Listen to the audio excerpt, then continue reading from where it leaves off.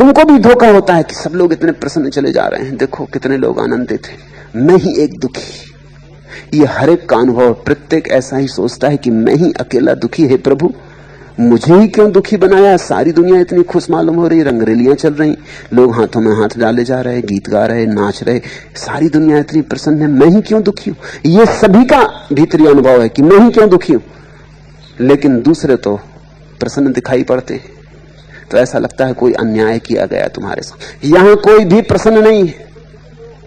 यहां जितने तुम दुखी हो उतने ही सभी दुखी हैं।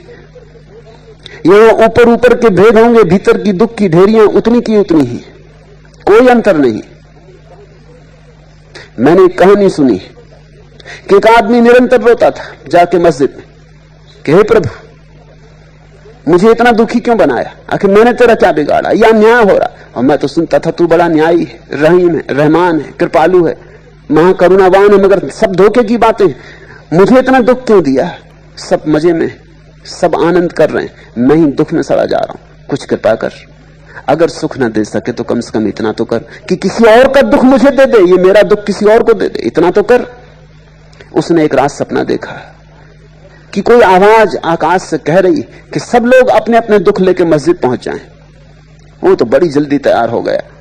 उसने जल्दी से अपना दुख बांधा, पोटली उठाई, भागा मस्जिद की तरफ, खुद भी भागा। उसने देखा, बड़ा हैरान हुआ, पूरे गांव के लोग अपनी अपनी पोटलियां लिए जा रहे हैं। वो तो सोचता था जिनके जीवन में कोई भी दुख नहीं है। राजा भी भागा जा रहा है, वजीर भी भागे जा रहे हैं, नेता भी भागे जा रहे हैं, पंडित पुरोहित भी भागे जा रहे हैं। उसने मौलवी को भी देखा, वो भी अपना गट्ठर लिए चला जा रहा है, सबके गट्ठर हैं। और एक और बात हैरानी की मालूम हुई, किसी के पास छोटी मोटी पोटली नहीं, क्योंकि वो सोचने लगा किससे बदलना, अगर बदलने का मौका आ जाए। मगर सब बड़ी बड़ी पोटलियां लिए हुए। ये तो पोटलियां कभी दिखाई भी नहीं पड़ी थी उसको। अभिनय चलता है। मस्जिद में पहुंच गए, बड़ा उत्तेजित, सारे लोग उत्तेजित हैं कि कुछ होने वाला है। और फिर एक आवाज हुई कि सब लोग मस्जिद की खूंटियों पर अपनी अपनी पोटलियां टांग दें। सबने जल्दी से टांगनी, सभी छुटकारा पाना चाहते। और फिर एक आवाज हुई कि अब जिसको जिसकी पोटली चुननी हो चुन ले, बदल ले। और वो आदमी भागा और सारे लोग भागे। मगर चकित होने की बात तो ये थी कि उस आदमी ने भाग के अपनी पोटली फिर से उठा ली कि कोई दूसरा ना उठा ले। और यही हालत सबकी थी, सबने अपनी अपनी उठा ली। वो बड़ा हैरान हुआ, लेकिन अब बात उसके ख्याल में आ गई, उसने अपनी क्यों उठाई? सोचा कि अपने दुख कम से कम परिचित तो हैं, दूसरे का बड़ा पोटला, पता नहीं इसके भीतर क्या हो। अपने दुख कम से कम जाने माने तो हैं, उनके साथ जीते तो रहे हैं जिंदगी भर, धीरे धीरे अभ्यस्त भी हो गए।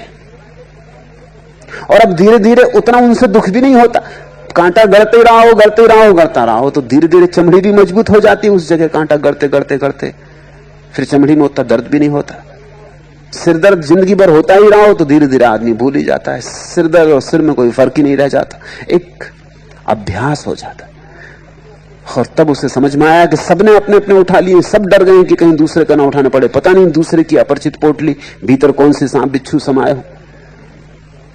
प्रत्येक ने अपनी अपनी पोटलियां उठा ली और सब बड़े खुश हैं कि अपनी पोटली वापस मिल गई। सब अपने घर की तरफ भागे जा रहे हैं।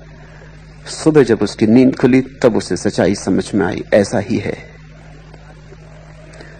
यहां सब दुखी है, मगर एक अभिनय चल रहा है। इस अभिनय से जो जाग गया उसके जीवन ही में ही सन्यास का जन्म होता है। अभिनय से जाग जाना सन्यास है। मुझसे लोग पूछते हैं आपके सन्यास की परिभाषा क्या? मैं कहता हूं अभिनय से जाग जाना सन्यास है। अब और अभिनय ना करेंगे, अब और धोखा ना देंगे, अब जीवन की सच्चाइयां परखेंगे। उन्हीं परखों से धीरे धीरे तुम परम सत्य की तरफ संलग्न हो जाते हो।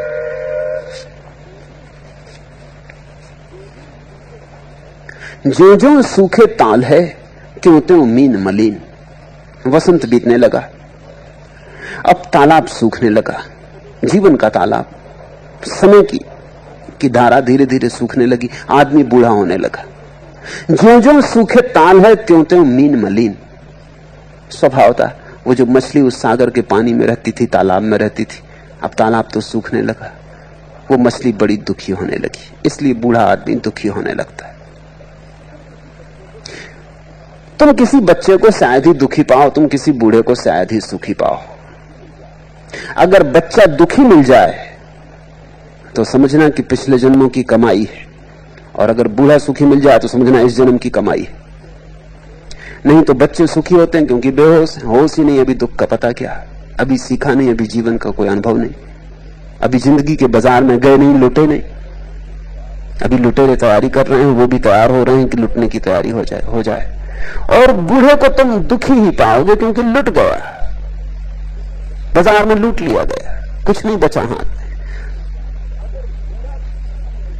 अगर बूढ़ा प्रसन्न मिल जाए, आनंदित मिल जाए तो समझना संत है, और बच्चा अगर दुखी मिल जाए तो समझना कि संत है। क्योंकि बच्चे के दुख का एक ही मतलब हो सकता है कि पिछले जन्मों का अनुभव नहीं भूला, और बूढ़े के सुख का एक ही मतलब हो सकता है कि परमात्मा से संबंध जुड़ गया। जो जो सूखे ताल है त्यों त्यों नींद मली, बड़ी त्यों त्यों नींद मलिन, जेठ में सूखे पानी, और वो मौत आने लगी जेठ में।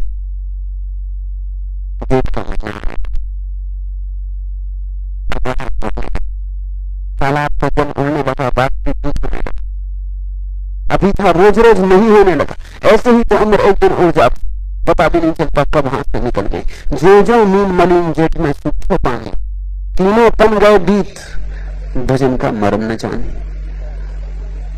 बचपन बीता, जवानी बीती, अब ये बुढ़ापा भी बीतने लगा, ये आखिरी जल की धार भी उड़ने लगी, अब नींद के मरने का क्षण आने लगा, तीनों तन गए बीत, भजन का मरम न जाने।